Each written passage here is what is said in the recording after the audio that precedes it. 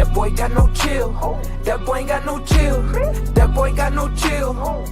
Like for real. That boy got no chill. That boy ain't got no chill.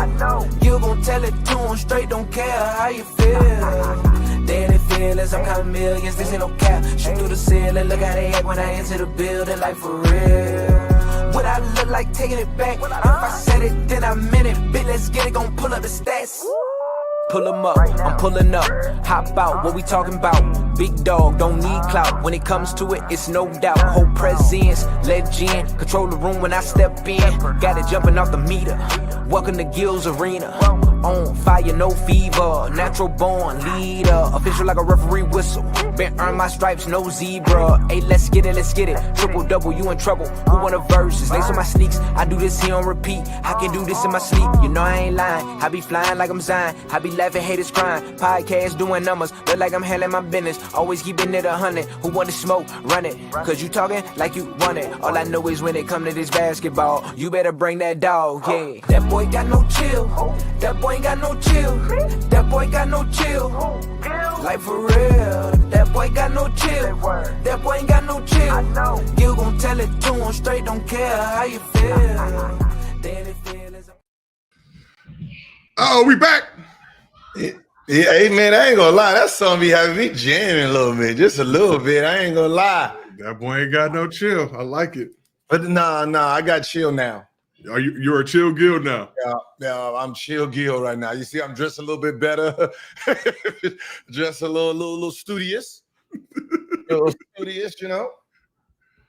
You got to be chill in this climate, Gil. All right, we got some situations going on around in the universe, in the world. We have to put our best foot forward, our best offering for these. Now, you know, listen, I ain't gonna lie. I was scrolling the internet and seen it was a post, and it said, if you guilty, you need a lawyer. If you innocent, you really need a lawyer. And I'm like, so, you know, I put that bitch into Chat GPT. What does this mean? Hey, what is the symbolic here? So I was like, oh yeah, I'm good on trolling. Yeah, you know, if somebody don't like you, they don't like you. They'll make it look anyway. So let me go ahead and get myself out of my situation, and then, you know. It's not whether you're right or wrong, it's what you can prove. Like, the American legal system, justice system is not predicated on being right or wrong, ladies and gentlemen. Yeah. It's what you can get your lawyers to prove or not prove. But what's up, everybody in the chat? Appreciate y'all. Saturday, spending y'all Saturday evening with us. We were supposed to do this earlier in the week. Had some technical difficulties here. We're here Saturday. We're still on vacation. Gil still got me working. So whenever you had me on the live yesterday, I was getting ready to go to dinner. Then I pulled up the live and seen our conversation on there. So I know I had to, you know. What conversation? When you sent me like, are we gonna go today at 6? Or what time? Because they wanted to know because I don't know if you know, but I had Josh Smith. Yeah. Whooped hit. Oh my God, this is an easy little 20 grand. You got that 20 off of him? Yeah. I mean, you know, I gotta play him again. We were supposed to play today, but I'm like, I'm gonna make him sit on it. His son DM'd me. Oh, his son, he's trying to change his last name. Stephen A or Josh? Josh's son. Oh, okay. He DM'd me. I thought Josh was. Then told me don't tell my pops. Don't tell my pops. You know what I mean? He want to change his last name. He was he was embarrassed last night. Is all I'm saying. You know, because the father was talking big stuff and he scored 0. Ooh, he put up a donut? Ooh. Yeah, it was donut. What's up, Harold? Fresh off work? Okay, cool, baby. Yeah. Chat, I know we said 6, but you already know we come on when we feel like it. It's the summer vacation. Dodgers was playing. I was optimistic, but they are down 3-0 right now. So I was trying to listen. I had a live earlier today I was supposed to do. It was the Browns versus Rams. Ooh. Oh, I was ready, had my gear on, ready to go. Realized we can't get Ram games here. Why not? That's what I was calling you for. Oh, yeah. I called you back. I had to go to Little League practice. I didn't realize the game was on so early, but I was trying to figure out how to get. I got the NFL Network and everything. It says something like blackout, and I didn't know what to do. was probably on local TV, probably KTLA or something like that. Chat, maybe if you live in LA, you can help us out. Yeah. I'm a Raiders fan, so. Yeah, so I was stuck trying to, watch that game with the public because, I got to get my football joint up. Yeah, I know. I heard Schröder, not his best offering, but we still have faith, still believe in him. I want to say he was 3 for 6 today, got sacked like 5 times. Bam! Offensive line betrayed him. Yeah, offensive line. Yeah. You already know what was going on. They started leaning to the left. They cha slide on him. Watch out. Go get him. Yeah, I see it. We have a lot of things to discuss, a lot of stuff going on in sports community, basketball community, pop culture, WNBA. But let's first and foremost, we always got to show our love, pay our respects. Today would have been Kobe Bryant's 47th birthday. Kobe weekend. They got the Mom Invitational going on. They got a big event at Venice Beach, Legends Day, going on today and tomorrow. They've been trying to get me to hit you to get you to come through. I'm gonna be up there tomorrow, Venice Beach, 3 p.m. Anybody in LA who's gonna be out through there? I could have had all the gear on. I got so much gear I can't put it all on. Yeah, I already know. Respect the Mamba, but always a great time to talk about Kobe. Gil, people have been hating on you lately, saying that you've been disrespecting Kobe. Again, just to repeat for everybody, you were presenting the media narrative and how the media portrays Kobe, not your personal opinions. I know he's your favorite player all time since the 97 dunk contest with the yeah. Third dunk, baby. What's up? But just want to ask you to kick this thing off first and foremost. Just what has Kobe meant to you on a personal level as a hooper, as a man, and all things in between? You know that old saying, don't ever meet your heroes because they're going to fail you? Cap. Right? You know what I mean? I am that generation of, I'm in high school, 10th grade, 11th grade, when Kobe entered the NBA draft, right? So a high school kid is in LA. So when you're talking, even though Shaq came, you're talking about Shaq came, the biggest name, but when it came to kids, high school kids, middle school kids, the Kobe Bryant, then he took, Brandy to the prom and stuff like that. So he was like everything we wanted to be. Kobe Bryant is the American hero. Like if we're gonna label our heroes, Kobe is the American hero. When you're talking about what America stands for, it is Kobe. Right? He didn't come into the NBA with a golden spoon. Yep. Right? He came into the NBA coming off the bench, working his way up, becoming a star, right? Getting everything taken away from him, still fighting through it, right? Being crucified at that moment of time about the decisions he was making. And then America called on him to save us from the rest of the world during the Olympics in 2008 because we was failing as a group, that we need the Mamba. And he delivered, erased everything, and became that superhero again. So when you're talking about every movie we love, every super action hero that we fall in love with is that. You go to the top, you fall, they leave you for dead, and you come back to the top. And that's why I say when people talk about Kobe, you have to talk about it in how it's supposed to be versus oversaturating the story of him to try to make him seem like this hero from the start. No, he was a regular man in our eyes. Yeah. Coming off the bench, sitting on the bench, like he is the definition of all hoopers. So when you're talking about, I want to be the next LeBron, no, you want to be the next Kobe. Yeah. He sat on the bench for 2 years. And this is where he is ranked in basketball players' minds, number 2, the greatest of all time. So look at his start. We all can start like that. We all can take this road. All of us can't come into the league averaging fucking 20, being 6'10", 6'9". We can't all be Michael Jordan averaging fucking 28, third leading scorer in the NBA that year. Like, that's not what we can do. We can be benched, grind, work our ass off, understand the process, right? Fight through mental toughness. When the world is against you, still fight, take names, kick ass. That's the American hero. That's what we. So when we talk about his name and you talk about, oh, you called him a sidekick. No, they did call him that. And who cares if he started there? We know what he finished like. It doesn't matter where you started. We all don't matter where you started is where you finished. But I think a lot of things people need to consider. We both grew up in Los Angeles, right? You know all the temptation that LA has to offer. LA is cracking, right? And especially in those times, mid-90s, 2000s, 17-year-old kid coming out of Lower Merion, having to come to LA. You know that you talk about Knicks and Lakers, in my opinion, pressure, right? That's the two biggest teams. Miami as well. Miami for different, you know what I mean? It's, you know, a lot more cheek and bikinis out of Miami than in LA. LA obviously very big. Miami kind of centralized in that South Beach area. But 17 years old, coming to the Los Angeles Lakers, arguably the most storied franchise in sports, and delivering. You talk about that rookie season, airballing in the playoffs. Yep. The narrative that was on him at that particular point, because we lived here, was like, oh, he's not really like that. Oh, you know what I mean? Like, oh, he think he the next MJ. He out here airballing in the playoffs, you know, getting the team eliminated from the playoffs. Like they was really like people don't like that. If you're outside of it and you're not in LA, you don't know what the media was writing then.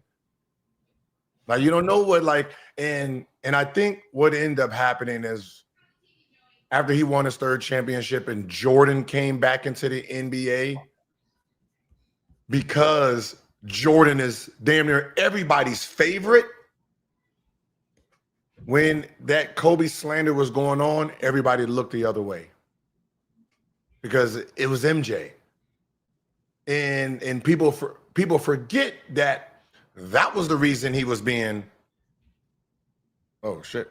Wait, that was the reason he was being talked down upon, and they wasn't trying to recognize them 3 rings because Jordan was there and he was defending Jordan at that time. So if you actually ever do your research, you will realize. The same people that hates LeBron today and don't like him, that same media, if you go back in history, they didn't like Kobe either. No. Because they are Jordan fans. No. They are Jordan. That's Jordan's media. No. And so, like you said, whether you want to say 1A, 1B, what he was doing at that young age, Fro Kobe. Yeah, he was out there. I mean, come on now.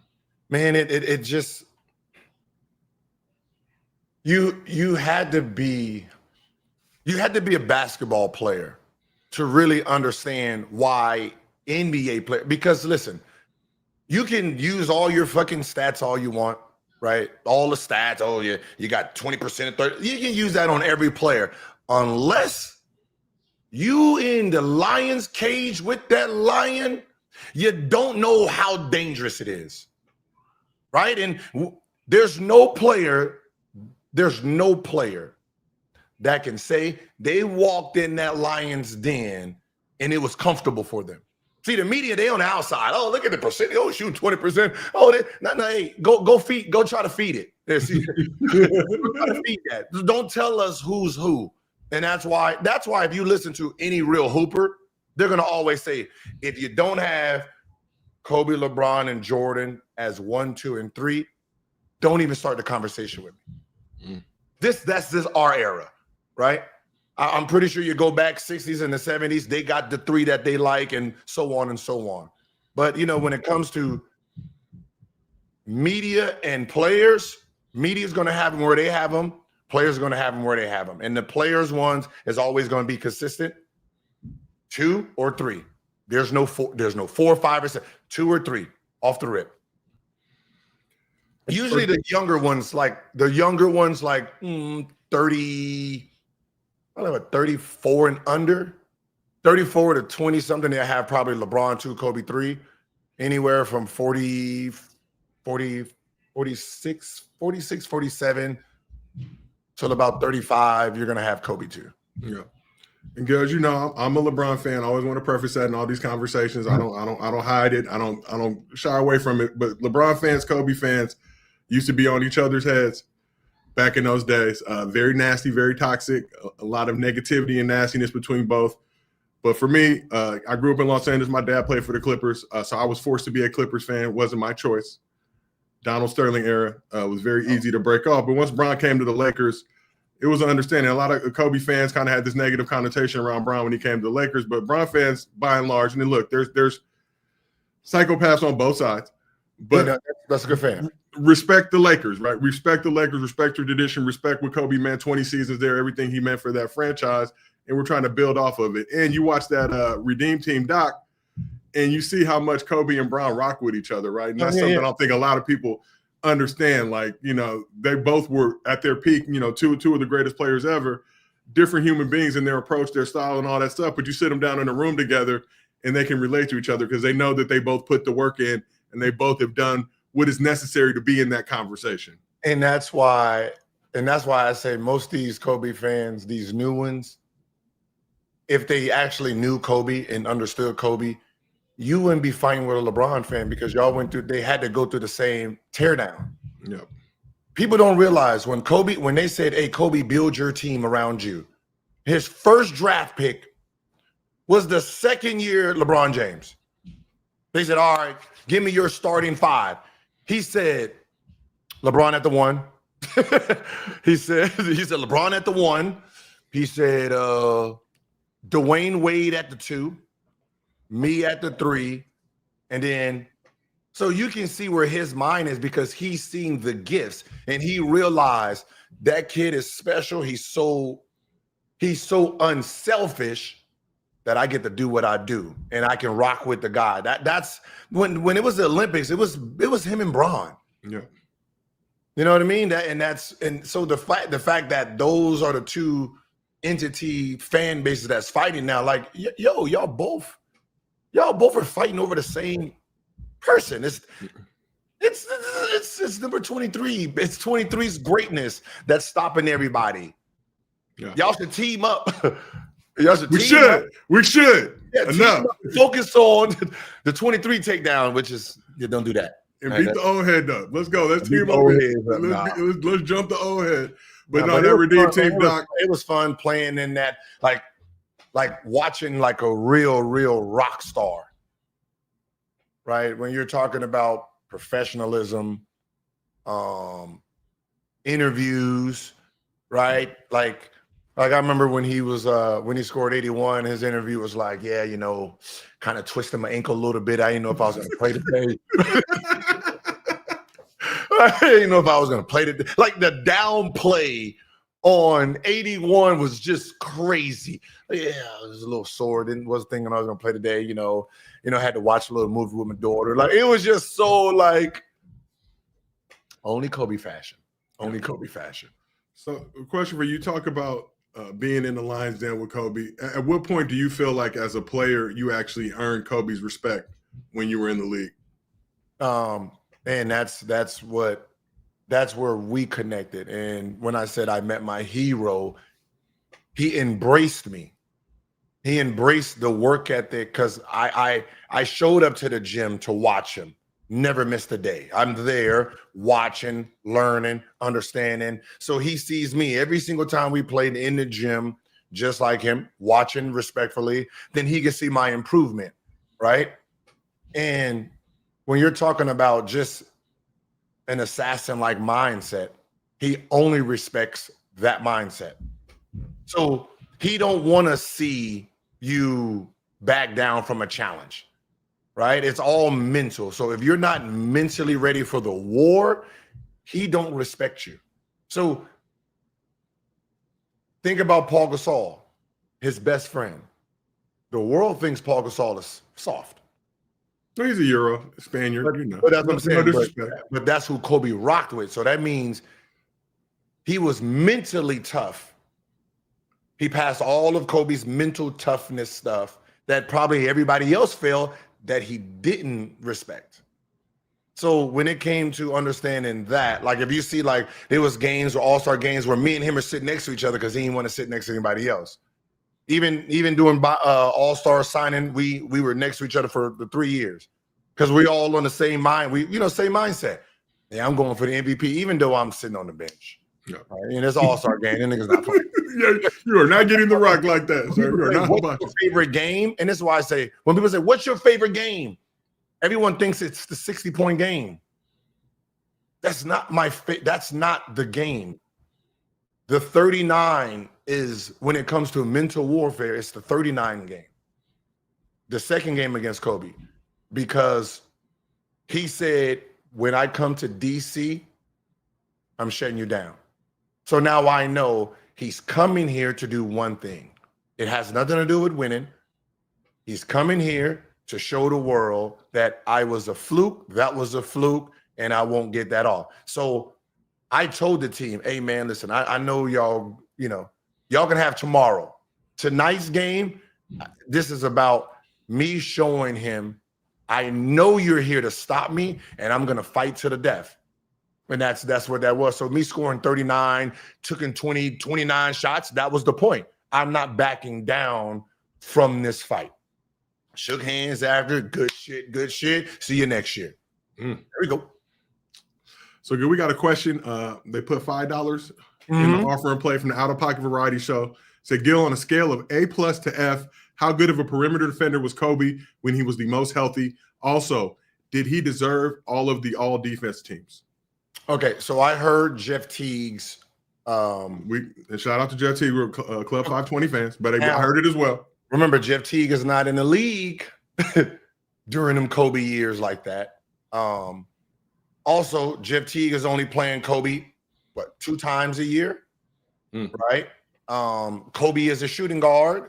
Teague was a point guard, fast, came downhill, right? So if Teague is getting going, that's when Kobe's coming in to stop him, right? So when you're talking about out of element, Kobe is always out of his element if he had to guard a 3-man. If he has to guard LeBron, that's not his element. If he has to guard me or any point guard, that's out of his element. That's not what he is there for. That is not where his strength lies. But because we are the best player, he's taking on that challenge every night. So he might be guarding Joe Johnson in the first half, shut him down. T, you got off? Okay, shit, I got to go stop you. Oh, shit, Cal Corver's moving. I got to go guard Cal Corver. And that was his job. So T, yeah, you might got the best of him that night or every night you played him, but he's coming you to slow you down. So to T, it's his field. So in Teague's mind, he wasn't like that on the defensive end. But when you're talking about he's getting awards off of 82 games, we don't know what he's doing 82 games, right? He's playing against other players, shutting them down, doing what he's doing. We only have an experience from 2 times a year, right? So from what I seen him do to the 2 guards on our team, yeah, he was like that. He shut a nigga down. If he's on you, that means Joe Johnson is neutralized. For him to get on you, he's neutralized. He did the job, now he's on you. Same thing with me. Larry Hughes is here, but he see me getting off, he gonna step on me. Then if Larry's getting off, he gonna go to Larry. So shit, if Antoine's getting off here, I got Antoine in the post, right? So he had multiple jobs. So as a defender himself, he was a great defender. See, there's some people that there's some people there was for me, it was well, I know he can't move left or right at my rate. So I need space so I can use my momentum because he's going to overplay, deny, keep the ball away from him. That's, he's going to be aggressive on the ball. If you like to play with the ball, you're at his mercy. So you have to basically just straight line, get to the point. And, for the most part, if he had Shaq back there, it was problems. So how he played, he did need bigger guys back there protecting the rim. Yeah. Right. It's still a team defensive thing, but what he did, taking away the number, your first option move and your second option move, did a great job with that. You always had to go to secondary, third options, hero plays. Yeah. And you know what I say, best defense is a good offense. So having to do all that on the defensive side while still cooking and giving buckets to any and everybody, you got to show love and appreciation for that. But I always hear, I heard Teague and shout out to Teague, much love for Teague and the rest of that crew. But you're getting a different version of Kobe than what we were seeing early on during your time. He's getting. We're all getting different versions of people, and that's it's like when I hear a player talk, like you hear somebody talk about, like I heard Bruce Bowen said, you know, he likes this player over this player. And it's like, well, you never actually played against this player when he turns into his prime. So you know what I mean? There's like certain eras like where people are commentating, like you don't really know. Right. I face early Kobe and I faced the Mamba. I faced the young LeBron. I didn't face the Miami. Like I didn't face like me in my full. I didn't face the Miami. That Cleveland one, you can see he was about to be a problem. Right? I seen Duncan. I seen Shaq. Like I played against the era that everyone glorifies. Right? The Dirks, like you know what I mean? The peak Shaq. When people talk about peak Shaq, I'm in that era. Right? The KGs, the Allen Iverson. I'm in that era. So like I seen all these killers up close. And when you look at that era, obviously you don't hoop anymore, but you watch a lot of basketball. When you look at that era compared to the era now, how does that era stack up with this current era of basketball? It feels like obviously it's a different game. It's hard to compare eras. We talked about that. We had Stephen A. Smith on the couch a few weeks ago, and he said, cut all that. We could talk about all these things, but it's an evolution of the game. Everybody's kind of helped the game evolve to the current state it is now. But how would your era stack up and compare to this era? I don't believe in this era's less mental tough than the other one. Like you don't know what you know until you face something, right? Yeah, they don't have a Kobe mind in this era, right? I think the stars are going to neutralize each other. You know what I mean? It's the second, third, fourth options players. But I do think if you had the best teams in the early 2000s versus these teams, I would take the early 2000 teams. Okay. All right. And the reason I say that is this. The role players knew their roles. Forget the stars. The role players were role players. They was not trying to be stars. So there's no way Bruce Bowen is going to be sitting there taking 10 threes, 16 shots, and doing any out of box. He can be by himself, just hit 2 threes, and got a fast break. He is not going to chuck that just the sake of getting a shot up. That ball is going to go down to Tim Duncan. It's going to move, and I'm going to get that shot. So you're not going to get a lot of third, fourth, fifth options taking a whole bunch of random shots from that early 2000 team. So I'm going to think about Allen Iverson. The team he had, you know what I mean? Like the ball's going to Iverson. We're going to work off of Iverson, and we're going to get the best shot that we can get for Iverson. And then whatever he creates for us, we'll score from there. So I'll give the advantage to the early 2000 teams to win as a team. But the players now, I mean, them third and fourth options is moving way better than. No, but I understand what you're saying because I watch now too, and it's obviously a very 3-heavy league. Analytics is kind of taking over the whole game, and we're seeing, like you said, those third, fourth, fifth options letting that bitch fly. But guys can shoot. Guys can shoot a lot better, I feel like, now than they had done in previous eras, if we're just keeping it real.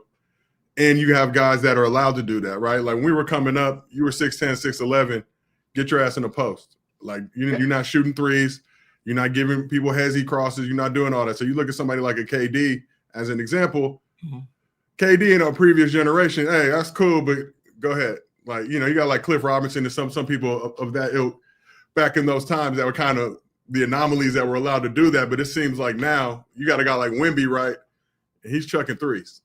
Yeah, it's a different game. The guys are more skilled, if that's a thing. They have more movement in their creativity. That's what skill is. Yeah. But you, when it comes to creativity, like it's all obviously they should have it because they got trainers in the NBA. I didn't have a trainer. There was no NBA trainer. The first NBA trainer that was skill developing on a roster is Phil Hanley. It's Phil. That he was the first one that was like, all right, we're going to work on these moves. Other than that, we had glorified rebounders. Just an old ex-NBA nigga that just trying to get a check on the team that just rebound. Hey, yeah, dude, here you go. Hey, man, you done, man? I'm trying to get back to the wife and kids. But you did. I mean, there was some of those guys back in the day. I think guys like Mark Grabow, guys like Gerg. Like I'm saying, it was outside. That was like summer. Yeah, but Gerg was on George Karl's staff. I mean, but guys. What year? Back in the day, like my dad was working for the Sonics. Yeah, that's big man. He was big man, right? No, he's working with guards too. But I went to a couple things in Vegas with him, the Gerg camp and stuff like that. Yeah. But okay, so he was. He knew he was doing big man camp and obviously all that stuff. But my dad, when he played with the Warriors, very briefly, Chris Mullen, I think Grabow, like we took a lot of those workouts. Chris Mullen helped me out. Yeah, so we were doing like Kiki Vanderway, but you didn't really have like that. I'm trying to enhance your skill. Yeah, exactly. So my dad was kind of not to toot his horn, but kind of one of those first summer workouts. He had a trainer by the name of Malik Mansour, ended up being my high school basketball coach, but doing revolutionary training stuff, all that type of stuff. Him and Kiki used to work out all the time at UCLA. Back in the day. So, but it wasn't like it is now, right? Where even kids now, 9, 10, 11, 12, 8-year-olds, everybody got trainers and all this type of stuff. We had the Inglewood YMCA where I was at. You know what I'm saying? Y'all probably had the Y or whatever, Boys and Girls Club, whatever it may be. And that's where you got your training at, or playing pickup games at various spots, going to UCLA, Venice Beach, those type of spots. But it ain't like it is now where it's, we can rattle off 10 trainers now that all work with high-level NBA athletes. That was, I remember Bo Outlaw back in the day used to be on the track over at West LA College with 5, 6 kids, just putting them through these juggernaut workouts. But it ain't like the stuff that we see nowadays all across the country and the world. Hey, somebody put Steph Curry gave me 80. Hey, look. Get down, lay down. I don't know if you know this, but on a bad leg, had a bad leg at the time done. I gave him 40, I think 45 or something. But look, that's neither here nor there. Wardell Steph Curry. 45. That was easy. Yeah, it was. I think it was a rookie second year. It doesn't matter. That's not the point. The point is this, if he ever breaks into the top 5, I'll be again the only player in history that bopped for 40 plus on Steph, Bron, Cole, and MJ. Yeah. I'm like a walking legend in my own right. Yeah, we make sure to give you your flowers. Obviously, direct deposit helps that for me personally. But remember, you almost had a triple double. It was like 45, 13, and 8. It was crazy. It was baby Steph. Yeah, but it was. Yeah, it was. Everybody in the chat hating. Huh? My dad, Marcus Johnson, 5-time All-Star, I believe 3-time All-NBA selection, ended up breaking his neck playing with the Clippers. So career cut short, but he was that dude, college player of the year. So please recognize, all right, I didn't do any of those things. So I lived through him. I lived vicariously through my older brother and my father. But Gil, even back to you. It wasn't bad ankle Steph yet. No. The ankles probably got bad after I was wop. you help contribute to those ankle issues, but not Gil. I'm glad I got him early because what he turned into, no bueno. Well, thank you. So Gil, me and you same age. You're a year older than me in high school, but playing in the Valley, we had the Daily News. They used to keep all the high school scores, and we would just pray we didn't play the same night as you because we already knew you were going to be the top line on there with the 50s and the 40s or whatever. But I had the occasional 30, 35 piece. So if it was a non-Gil day. Hey, so look, were you outscoring Nick? What is Swaggy averaging in high school? Who knows, man? It's he was 20. 20 a game? No, 20 years old. Oh, what? He was almost at that borderline where you couldn't play. Yeah, like older than 19. No, so I don't think so. Basically, he wasn't allowed to play, and he had fought it, went to court, something like that, and they gave him the year. Like, God damn, nigga, just get out of school already. Oh, that's he was one of them old heads. But I did average 24 senior year. I think I had like 8 or 9 30-point games, something like that. But, I was all right. And then I got to UCLA and I was like, the nightlife. And that's why, back to Kobe, I have to respect Kobe because just being a college student at UCLA in LA, Playboy Mansion, Sunset Boulevard. You was partying like that? I did more turning up before 21 than I've done since. Oh, yeah. In the school issue velours, we were pulling up all the functions, getting love, garden to eating on Sunday. Wherever we were at, we were getting love. I mean, you had a party. You had a party team, so I can only imagine. And we had some gentlemen that like to get active, that like to hit the streets, see what's going on. Also did the work too as well. But back to this, Kobe, I got some other news to report. So according to Deadline, Kobe Bryant biopic is in the works at Warner Brothers. Project is told from the point of view of John Nash, the general manager of the New Jersey Nets, and incoming coach John Calipari, who really wanted Bryant. However, the New Jersey Nets were a broke organization. Bryant was an LA Lakers fan, not to mention Bryant's sneaker deal with Adidas would be worth more with the Lakers than had he had signed with the Nets or got drafted by the Nets because he couldn't have signed with them unless he was drafted. Bryant was being courted to become Calipari's first NBA draft pick, a move that could have changed the course of NBA forever.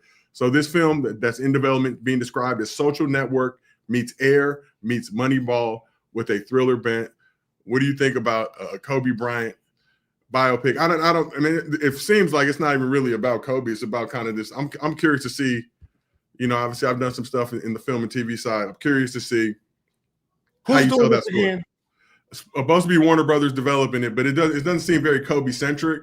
Yeah, it just doesn't sound like anything that has to do with Kobe. And that's what they're kind of just, I feel like, using his name. And this feels like they're trying to sneak it to talk about the Caucasian side of the situation. Yeah, so basically, they said they wanted to draft Kobe in that year, and that would have been his first. Nigga, they picked Kerry Kittles. Ooh, with the sock. The Kerry Kittles. You picked Kerry Kittles with your pick. Shut up. Like, fucking talk to it. You just using the name Villanova legend because all the goddamn Kobe fans are going to watch it and stuff. But obviously, it's about how bad y'all was and what y'all would have been. That's why that's what I'm saying. Reading it initially was like, what does this have to do with Kobe? And just the language and verbiage of how they were talking about it, like, oh, they wanted to sign Kobe. It's like you had to draft him, so you did not. Yeah, you didn't. Shout out Kerry Kittles, one sock up, one sock down. Yeah. One of my you wanted to get the LL Cool J of the basketball of the draft. So yeah. So I don't move around.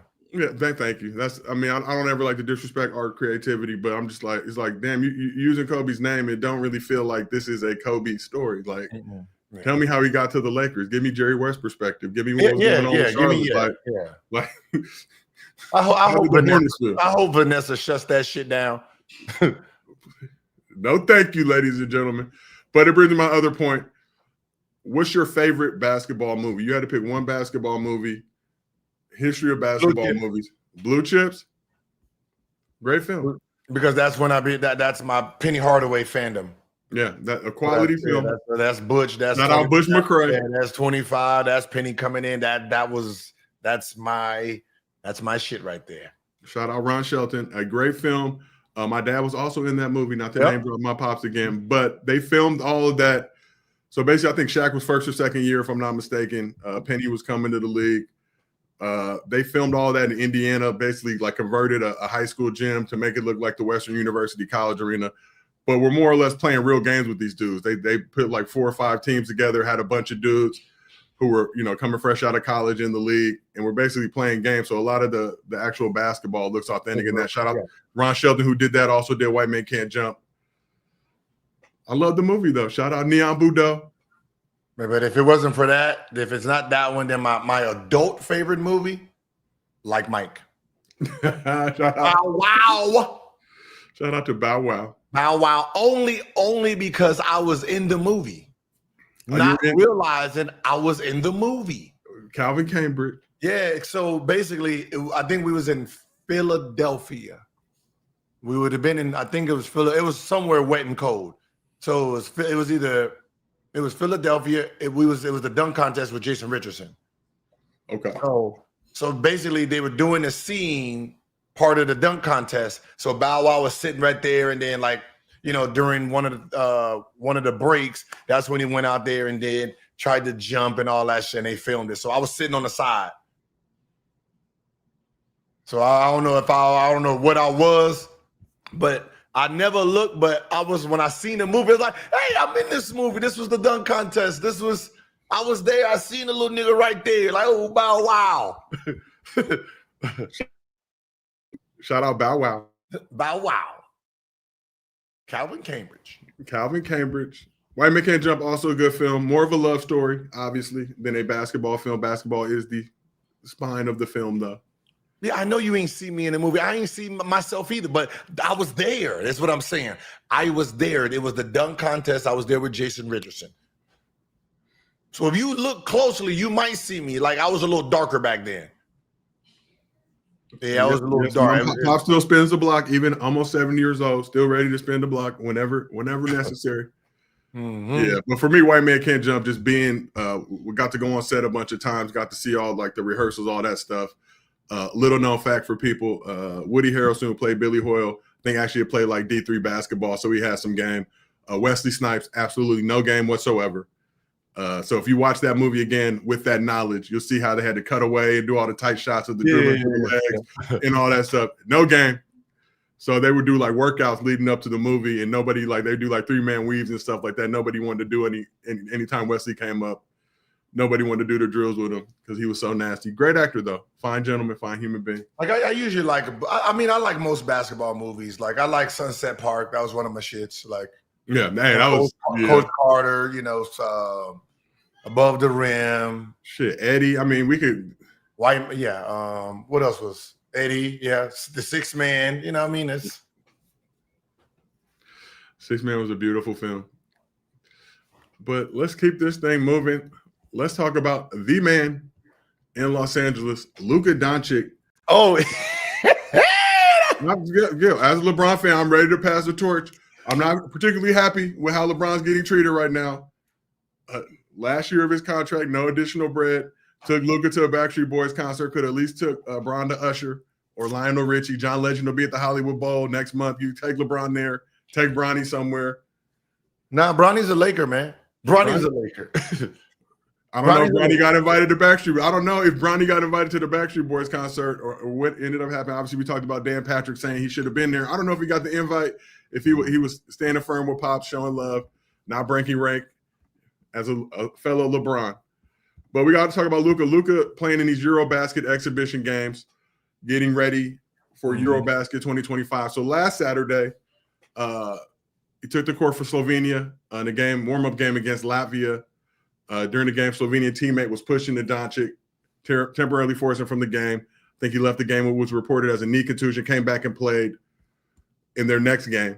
Yeah. Hey, listen. Came back and played in that game, too. Came back to help Slovenia win the game. No, I mean, listen, that is what happened there. That collision is how a lot of injuries happen, right? You just standing there, somebody falls, run into your knee. You know, that's how I got injured, you know. I'm boxing somebody out, somebody fell and destroyed and clipped my knee. You know what I mean? So when it happened, I was like, oh man, you know, Lakers is over. So Lakers is over. Luka came back, played against Great Britain in their next exhibition game, had 28 points, 10 assists, 6 rebounds, 28 minutes. Looked fine. Played against Jokic in Serbia. Serbians whooped that ass. But talking about Luka, just signed this 3-year extension with the Lakers. We talked about this a couple weeks ago. Eurobasket, I believe, starts, the 28th of August, or begins the 27th. I think Slovenia's first game is the 28th. They're in a group with Belgium, France, Iceland, Israel, and Poland. But how much concern should Lakers fans have for Luka playing all these Eurobasket games heading into the season, suffering a knee contusion last weekend, still out there playing? You can't look at the game like that. I mean, you can't look at like the what ifs and stuff, man. Basketball is basketball. These players are going to play. And he has – it's unlike American. It's kind of the same because if you let the players try out for the American team, you have damn near the whole league trying out. But, you know, what he's doing is more of an honor for his country. They probably don't have a chance of winning, but this is what he's supposed to do. Put his country on the map and play and, you know, represent. right? Just like every American do. Like, we want to be on a team. Like, I think we get this bad rap. Like, we don't want to play in the Olympics. No, ours is not the same. We don't try out. They pick us who they want and try to fit the team around what they think the team should be. So none of us get to try out. It's just, all right, I want you, I want you, I want you. And then they try those guys out. So we don't get to fight for our country, even if we want to. But, you know, as a Laker fan, hey, happy he's healthy. Go do your thing. And then, you know, when it's time for the season to start, we know what you're going to do here. We know what you're going to do here.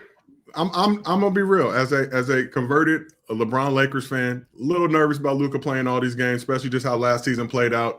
Him dealing with injuries post trade, being a defensive liability, let's just say, against the Timberwolves in the first round in the gentleman's sweep. Man, we're always with the defense. Man, I'm tired of people with the defense. I'm not worried about it. You're looking skinny, losing he's losing weight. No. Like, I'm still like, now I'm offended. You know what I mean? Like, I gotta defend my white man, my Slovenian white man. It's a glorious white man to defend. I'm done with the defensive talk. Right? We have a player for that. His name is Vando, right? He plays deep. He gets paid to play defense. We have Marcus Smart to do that. We have Marcus Smart. Nobody ever says anything about an all-only defensive nigga running around. Just running around, just playing defense. Can't score a bucket to save. It's like nobody talks about them in this fashion. He can be if you only play defense, Dennis Rodman. Huh? They're not getting a 3-year 165 extension. Yeah, they would have. If it was, yes, they would have.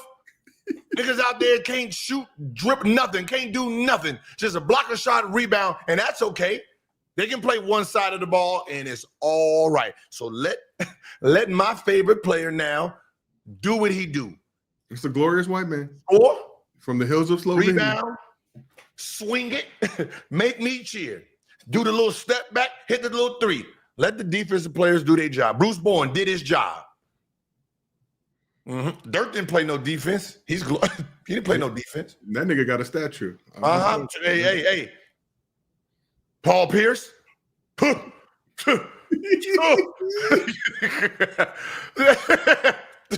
even know he was out there having time on defense. It was called a Paul Pierce cut. That was offense. just being the Paul Pierce cut. It was the Paul Pierce cut. Just watch out, right? just being honest with you.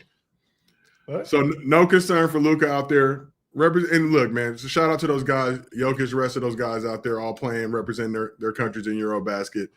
Jokic seems to be more excited playing over there with Serbia than some would say he is when he plays with the Nuggets. But I get it. It's national pride. Go out there, put on for your country. Like, I mean, those guys, those Euro guys, man, they have an obligation.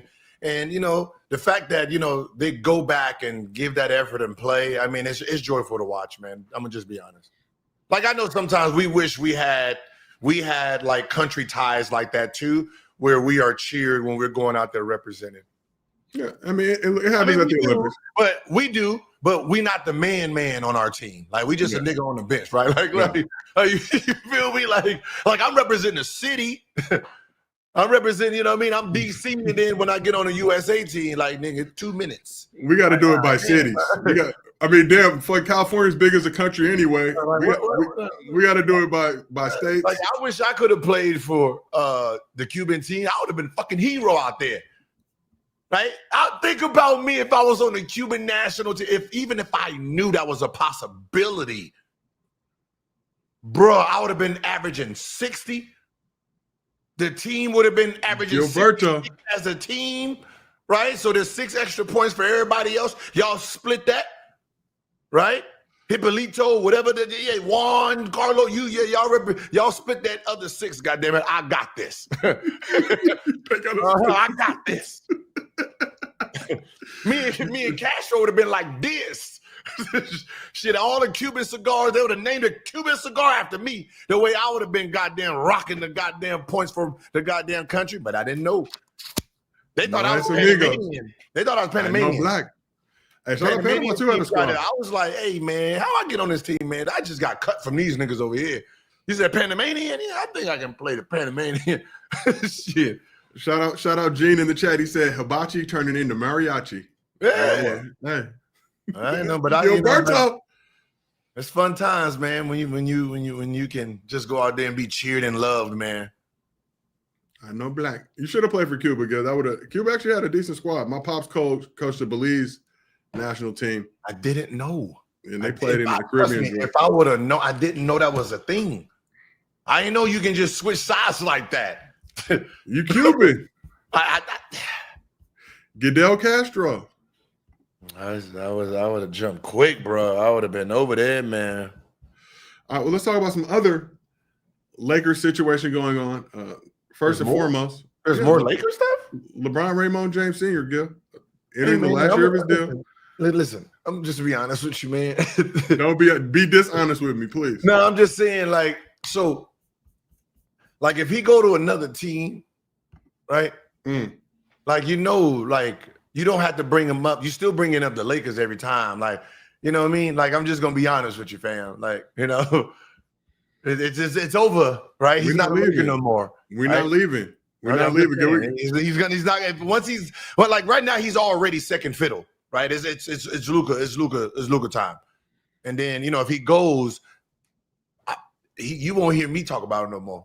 That's unfortunate, Gil. I know, man. One of the greatest ever played, but you're better than that, Gil. All right. It's just like before he got to the Lakers. You know what I mean? It's like, she's not a Laker. I'm a Laker first. Clutch checks hitting. LeBron has allowed you. No. His first begotten son, Bronny James. We're not even gonna play that no more, man. He allowed you to train him. Like my son got to pay Clutch. That's you know what I mean? You got to think about it. That's like, all I'm trying to tell you. He got to write Elijah Arenas checks to Clutch. That's I thought we supposed to be getting paid by y'all. Dre Day only meant easy payday. Dre Day only meant easy payday. All right, because you paying the man, but damn, you're not. So yeah, you went from getting Clutch checks to giving Clutch your checks. That's good. That's a 180 for that ass. But 180 for real. But as it stands right now, so first and foremost, when you're looking at all this situation playing out, obviously you know LeBron. How are LeBron and Luka going to be able to coexist? Obviously, they were kind of forced upon each other with this trade during the season. We know it's Luka's team now. It is what it is. They've made that very clear to the nigga, the Backstreet Boys, singing all the songs. How can LeBron and Luka coexist this season? Just like they did last year. I mean, you know, it's driven by Luka. I know, you know, LeBron's done, you know, had the steering wheel for so long, and he was willing to give it to Anthony Davis. Said he wanted to give it to Anthony Davis. But did he really want to? I mean, he said that about, I'm ready to give him the keys. We ready to take it. But then you still holding the keys. I'm still driving the whip. Because you're supposed to take it. I'm not giving it to you. Luka came over there, took it. Like, there was no, you ain't never had to him say, yeah, you know, we're going to have to pass on. Luka came in there, did Luka, and he had LeBron standing around. Now, for LeBron to play 3 years, 2 more years, like I'm thinking he's planning on playing, then he needs Luka to conserve energy, to last more years. Because with Luka doing and taking all the heavy hits, and now you become a corner dude and you shoot your threes, and like LeBron got so many wide open shots this year, and when Luka came, than he's ever had when he played. Right? Because Luka is so big that once he gets down and starts faking and doing all this and do all these fake layups to throw threes, like that is wide open shots. So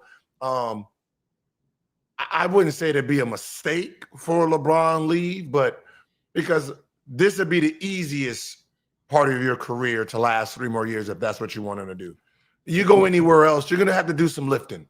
Do you think the scoring production stays the same with Bron? Obviously, a streak of 25 point per game season snapped this season, average 24 point whatever. So it wasn't by much. But do you think you'll see a scoring dip with Bron coming in this season and giving Luka more of the offensive load? reality, anything from 20 to 24, that's what he should be doing, right? As a second option. Depending on what Luka's averaging, if Luka's averaging, 30 to 33, then LeBron can be at 19. We're not sub 20, dog. We're not sub 20. No, I mean, but the funny part is LeBron at 19, that means he's conserving a lot of energy. Do we see the assists go up, or the assists gonna go up? Then you have, that means Ayton is out there averaging about 18, 19. Now that is a great team. But is that realistic? I feel like Ayton gave you about 15 and 10, and we'll be happy with that. What I'm saying is, if you got LeBron averaging 19, think about how much energy he's conserving for the playoffs. Yeah, that's fair. Then he's gonna turn. We know what he's gonna do once the postseason hits as an individual. But that means if he's only averaging 19 to 23, 24, that means a lot of people are getting off. The only problem he's going to have to basically brush out is all the LeBron haters. Oh, he fell off at averaging 22 to 23. But right? So what if he shifted and tries to average a triple-double, though, with that 21, 20? No, because the ball's going to be in Luka's hands. So you trying to average a triple-double is no. We've seen two Lakers average 10 plus assists before. You should have did, but they was moving so fast. You don't need Showtime. There, he should have did that in them early Cleveland days. Right now, you don't have that energy. Okay, you don't have that energy, so they're going to be winning. He's going to be averaging under what he usually average, and he's going to be attacked for it. So does LeBron knowing that there's nobody in history that's doing what he's doing, and he should be on the end of the bench, and everybody should be, we want LeBron, and he do that get up shit. One of those looking like Dirk out there. Like, no, but the fact that he's not doing that, he's gonna get disrespected for averaging his worst career numbers now than some of your favorite players. Middle of the road numbers. So, he's not going to get a fair judgment of what he's going to bring. If he brings in 18, 9, and 6, he's going to be talked down upon. But if they're winning, does that change, right? If he's 18, 9, and 6, they're not 5th or 6th in the West. No, not for the Jordan fans and the Kobe fans. They're going to love this. But 18, 9, and 6, and you're in a top 2, top 3 team in the West versus 18, 9, and 6, and you're 6, 7, 8 seed in the West. The nigga averaged 25 last year, and he was washed on the number 3 team. You are correct. But they're not trying to hear that shit, and that's the bad part about sports now, man. That's the bad part about sports. You can't win no more. The Jordan media has done exactly what they were supposed to do. Compare to Jordan. Don't trust stats. Don't trust numbers. Only use your eyes. Top 6 in MVP voting, just for everybody who's keeping track.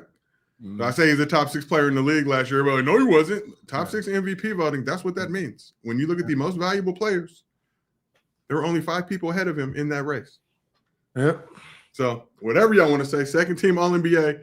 But this brings my other point. Obviously, Bron's saying in the twilight of his career, expresses the desire to play on a championship level roster.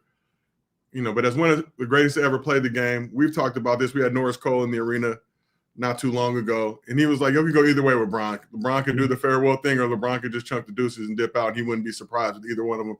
We have to assume Bron's going to want to get his flowers, and he's obviously deserving of a farewell tour whenever he does decide to retire. You said he got a couple years left, but what I want to know is can a farewell season and championship push be accomplished in the same season, or is that farewell tour too much of a distraction for the championship aspirations? Nah, I think that it can. He is one of those guys that has the opportunity to leave on a championship, and it's his last year. Because he's still playing at a very high level, and he's the one that's going to be a free agent, and all he has to do is just look at the field and then sign to that number or whatever the number is for him to be on a team without tearing the team apart. And I don't think people understand that of what happens next summer. Bear with me here on this. Just now, let's say the Lakers, they're going to come off $50 million next year, right? Yeah. I forget how much cap space they'll have, but they got to pay Austin Reeves too because he's looking for bread. We don't have to. But look, okay, let's say we pay Austin Reeves. We can still pay a star. Right? We can still pay a star. But what we can. Let's say Kevin Durant will be up, right? Then we'll talk about that in a second, but there are reports right now, him and the Rockets, I think he'll be eligible to become a free agent if he doesn't get an extension done. Saying those conversations haven't really gone anywhere. He can be a free agent, right, next year, sign wherever he wants. Let's say if he does sign and he signs with the Lakers, LeBron James can sign a minimum deal and be on the same team. But do you think, knowing Bron the way you do, knowing how cheap he is, man will not pay for Wi-Fi. He wants all his bread. Mm-hmm.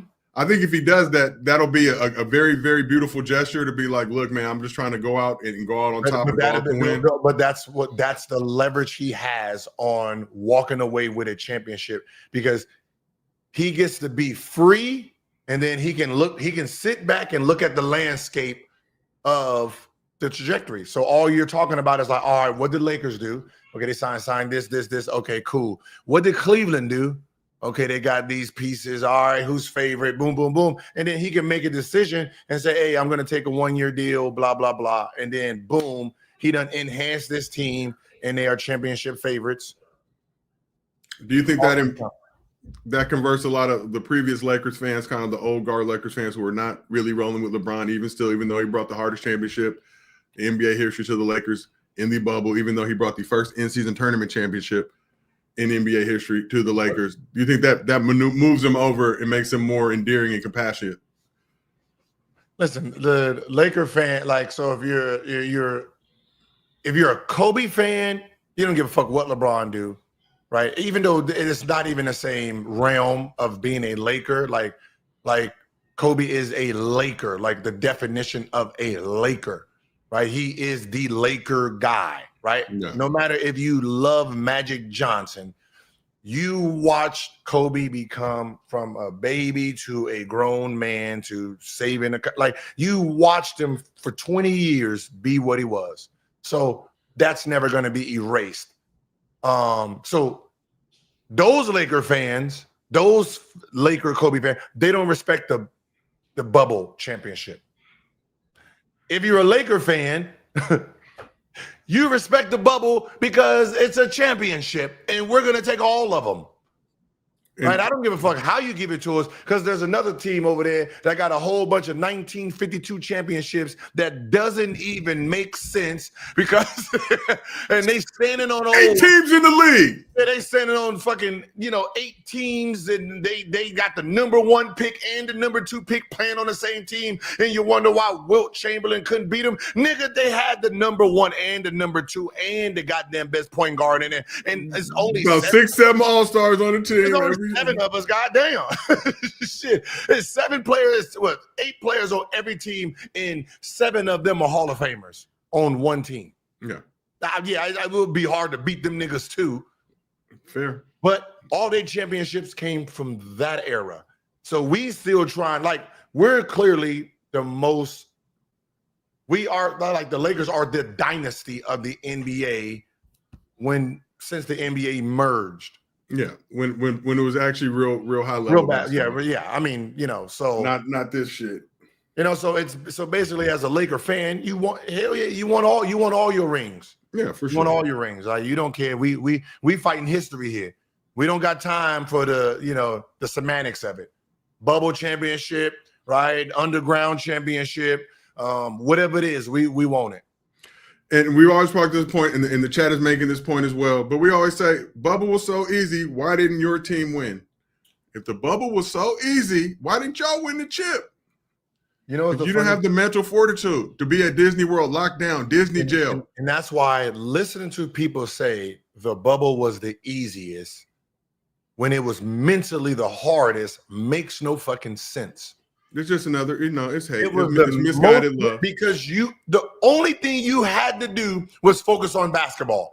So you're telling me that everyone is on the same playing field and all they have to do is just focus on basketball, training, sleeping, resting, basketball, no distractions. And that's the easiest? So going to the strip club, hanging from city to city, getting drunk and all, that's the hardest. Having a home court advantage. like, wait, what? Like, what are you talking about? That makes no sense. Like, everybody, this is damn near like fucking basketball camp.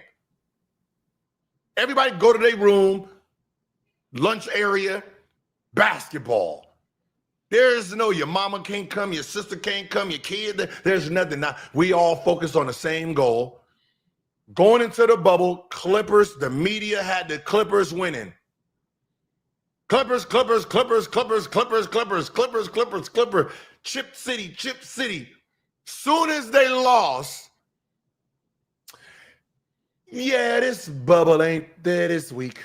3-1, I believe. Did they have a 3-1 lead in that bubble? Have you noticed this? The people who talk about the bubble in the championship, we heard whispers of the championship ring not being there. Have you noticed it's only the Clipper squad that ever said that? Have you if you ever think about people who said this championship wouldn't be respected, it's only been the team that was favored to win going into the bubble.